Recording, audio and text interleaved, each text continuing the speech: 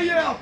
आज देखिए भुवर अखाड़े पे जो है ये नाल का चैलेंज सुन करके आए हुए भैया विवेक यादव जी हैं और ये मेघई से जो है विवेक यादव जी मेघई से हैं जो है और ये आए हैं देखिए नाल का चैलेंज सुन के उठाने के लिए जो है। और सबसे पहले तो मैं इनका स्वागत करता हूँ अपने भुवर अखाड़े पूरे परिवार की तरफ से इनका हार्दिक स्वागत है यहाँ पे जो है और वंदन है। और उठा दो भाई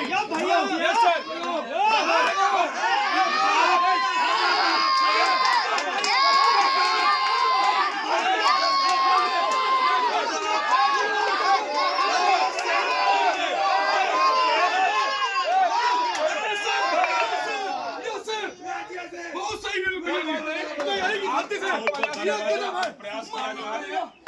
भाई लोग मफिया से हमारे पहलवान भाई लोग आए इनके सामने विवेक जी मारे बहुत बढ़िया लेकिन असफल रहे। कोई बात नहीं, बहुत बधाई। इतना जो मेहनत की है बहुत बहुत बधाई जो है। धन्यवाद।